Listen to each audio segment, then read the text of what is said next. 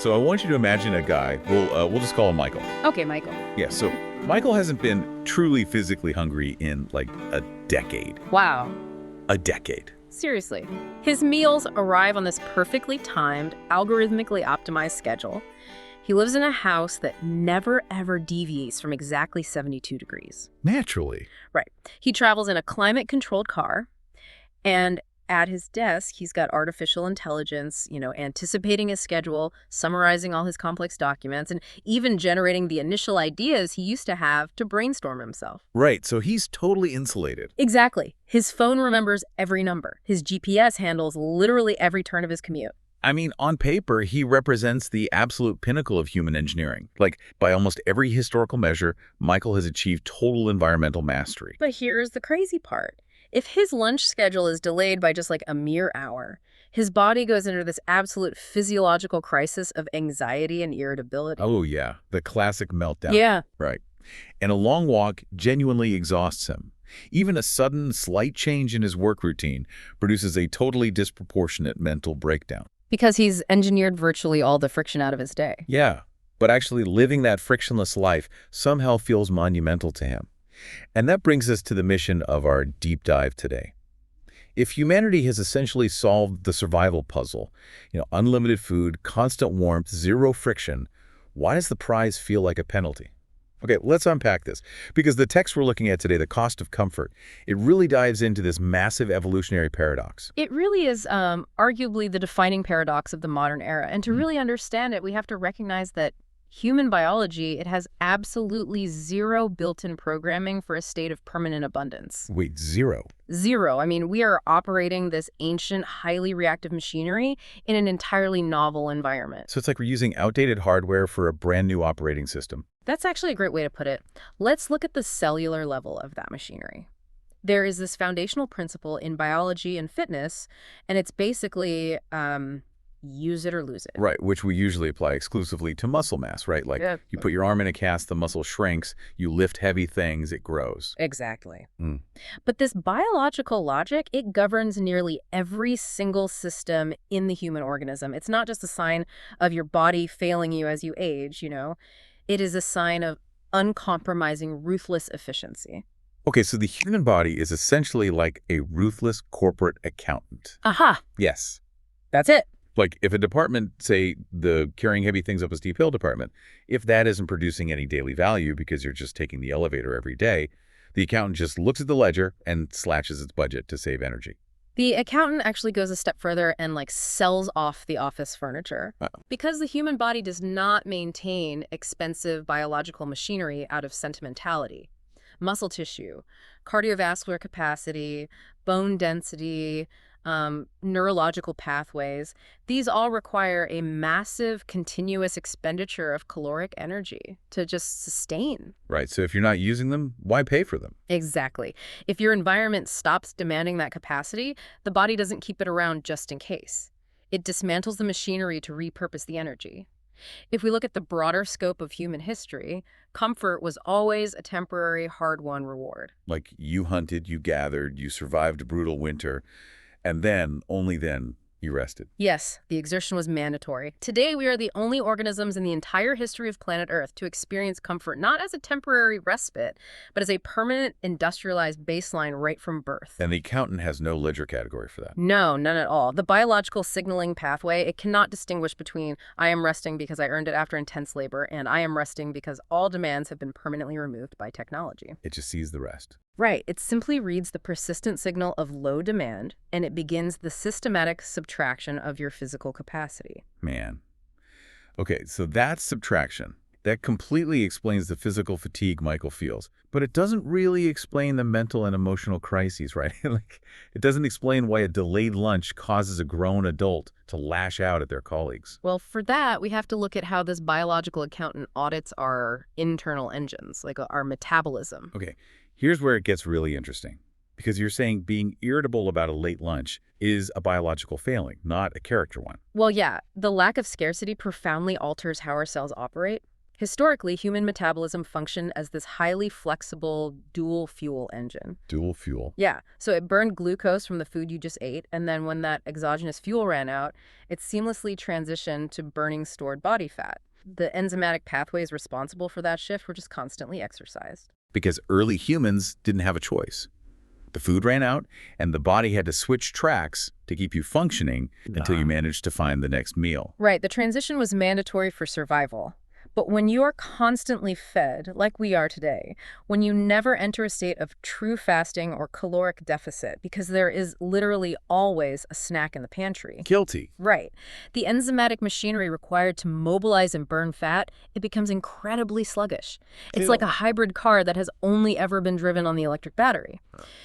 The gas engine literally seizes up from decades of disuse. Oh, that makes so much sense. So when someone feels that intense brain fog or weakness or irritability, what we colloquially call being hangry, because their food delivery is 30 minutes late, they are just having a mood swing. No, not at all. Their body literally forgot how to open its own reserve tank. Exactly. The physiological response to that delayed meal becomes a minor panic state. The brain senses dropping blood sugar levels, right? But because those fat-burning pathways are dormant, it cannot readily access the abundant alternative fuel stored on your body. So it freaks out. Yes. It triggers an emergency stress response. It pumps out adrenaline and cortisol to force glucose release from the liver. You feel anxious, frantic, and irritable because your biology is treating a slightly delayed lunch as an acute starvation threat. Wow. So the mechanism for handling minor scarcity has completely atrophied. Exactly. And we see the exact same atrophy in how we handle temperature. Oh, right, because we live in 72 degrees year-round. Yeah. We move from a heated house to a heated garage, into a heated car, and into a heated office. And as a result, our vascular system forgets how to regulate our internal climate. We just assume we are making ourselves comfortable. Right. But what we're actually doing is shrinking the window of environments in which we can safely exist. Genuine heat tolerance, it requires highly efficient sweat glands, and vasodilation, which is the widening of blood vessels at the skin's surface to release heat. Okay. And cold resilience relies on brown adipose tissue, which is a specific type of fat that generates heat, as well as the ability of blood vessels to constrict quickly to protect your core. So if you never experience extreme temperatures, the accountant slashes the budget for brown fat and vascular elasticity. You got it. And then you step out into 30-degree weather, and your body essentially panics because the internal thermostat is just broken. Yeah. You experience as intensely painful what a conditioned body would experience as merely brisk. The capability to endure is just gone. Okay, I totally understand how this affects our muscles, our metabolism, and our circulation. Yeah. That makes perfect physical sense. But the idea that this exact same biological logic is attacking our nervous systems and our minds, that is a little harder to grasp. It is, but it's happening. Because we have engineered the friction out of our mental lives with incredible precision. Like recommendation algorithms eliminate the discomfort of choice. We never have to hold a complex mental map in our heads because of turn-by-turn navigation on our phones. Right. And if we feel a moment of boredom or distress, an infinite feed of entertainment is available within like 3 seconds to soothe us. So what does this all mean for the brain? Well, the human brain is the ultimate use-it-or-lose-it environment. Synaptic pruning is a continuous process. Neural pathways that are regularly engaged are strengthened and insulated with myelin. But the ones we don't use. The pathways that fall into disuse are literally pruned away by the brain's immune cells to conserve energy. So when you face a problem and immediately outsource the cognitive load to an AI assistant or a search engine within the first 30 seconds, you bypass the entire neurological process of struggling with uncertainty. Exactly. So outsourcing our thinking to AI and algorithms is basically like having someone else chew our food for us. That's a very visceral image, but yes. Like, sure, it's easier to swallow, but eventually our mental jaw muscles become too weak to bite into a difficult problem on our own. Precisely. And let's take the GPS example. Outsourcing our navigation is like relying entirely on that GPS for your daily commute. The mental map of your city literally fades away because you've stopped paving those neural roads. Right, and when the GPS inevitably loses its signal, you don't just lose the directions to the coffee shop.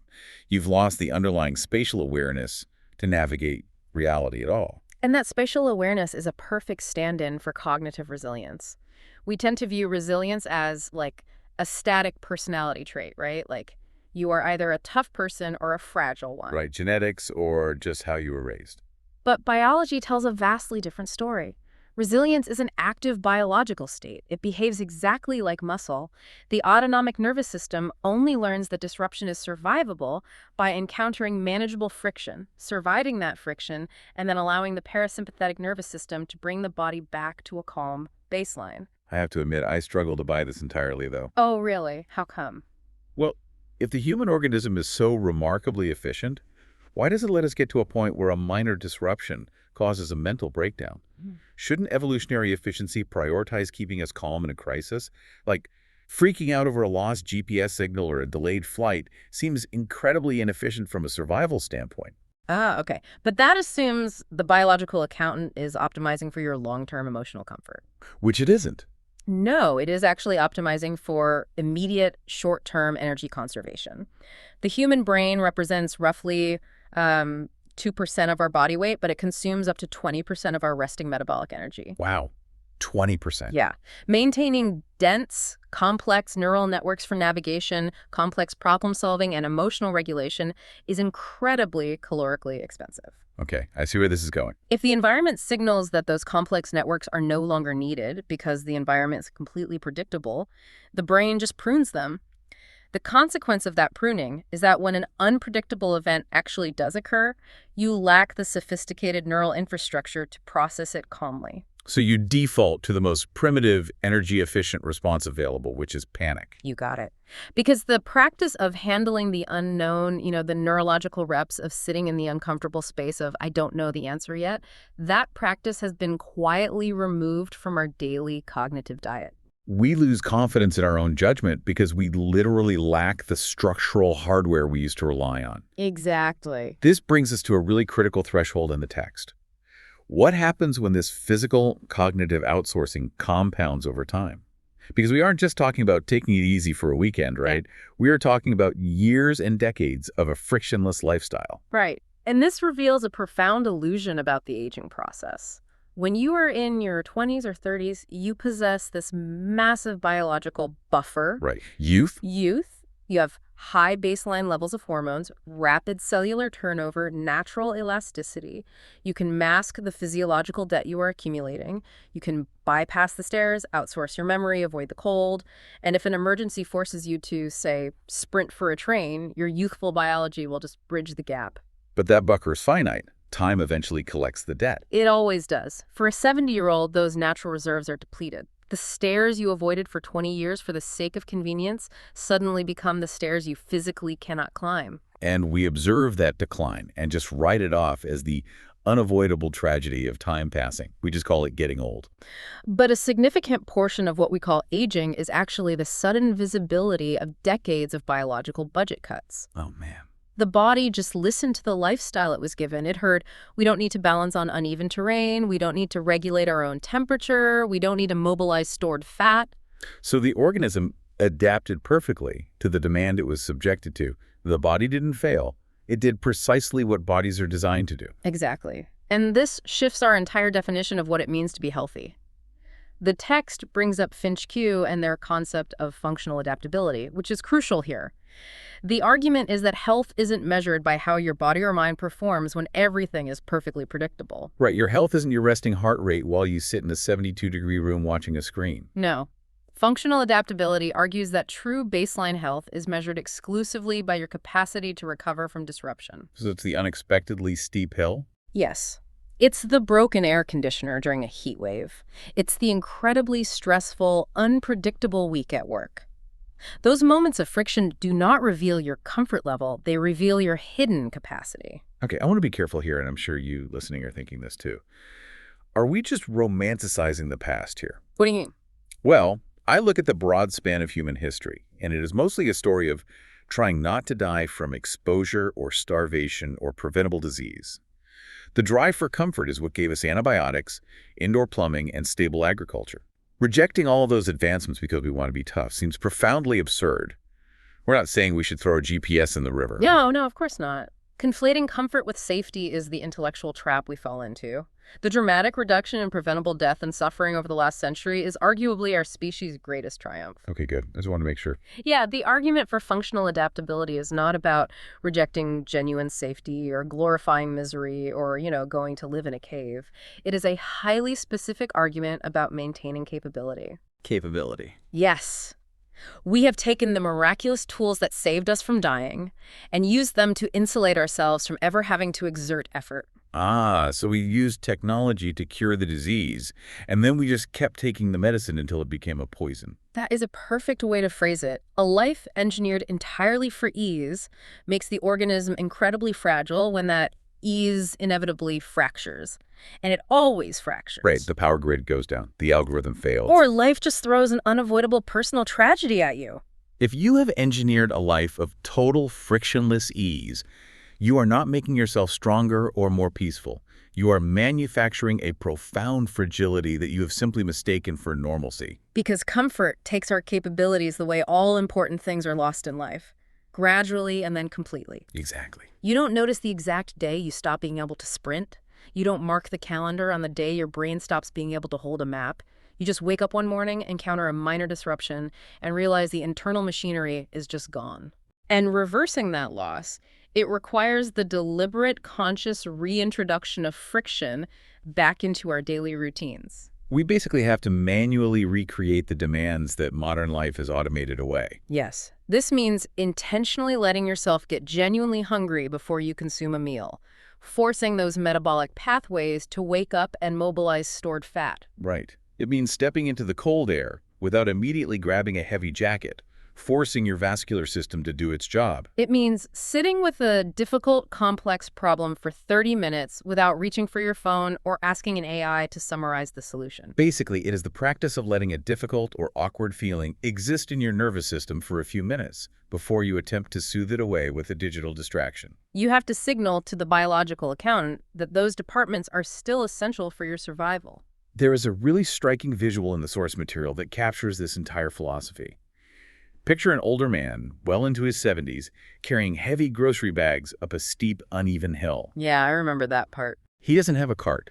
He doesn't have anyone assisting him. It is just a display of quiet, unhurried competence. And that is the physical manifestation of someone who never stopped asking something of themselves. His body still retained the structural knowledge of what it was built for because he never allowed his environment to stop demanding it.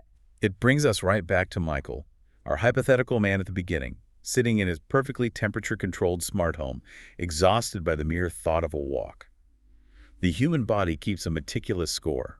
It really does. It doesn't usually manifest in a dramatic cinematic collapse. It manifests in that slow arithmetic of capability quietly withdrawn. The hill gets a fraction too steep. The grocery bag gets a pound too heavy. The analytical thought becomes too complex to hold in your working memory without digital assistance. We have to make a daily choice whether we are going to keep asking something of ourselves. We may reach a point where we have to consciously engineer struggle into our routines simply to maintain our baseline humanity. Which leaves you with a final, slightly unsettling thought I really want you to ponder today.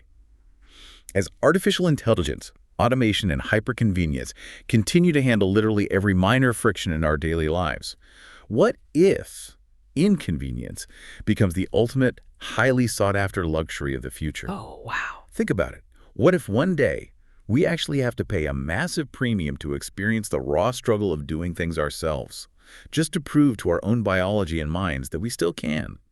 Will we be booking exorbitant exclusive retreats just to have our GPS disabled, get genuinely lost in the woods, and cook a meal over a fire we had to build from scratch? Considering the trajectory of our technology, the commodification of struggle isn't just likely. It might become the only way we keep the biological ledger balanced. It's a fascinating thought to chew on. Thank you so much for joining us on this deep dive. When this finishes, do yourself a physiological favor. Leave the phone on your desk, go take a long walk, purposefully allow yourself to get a little bit lost, or just sit quietly with a difficult problem today. Let your internal accountant know you still need those departments fully funded. We'll catch you on the next deep dive.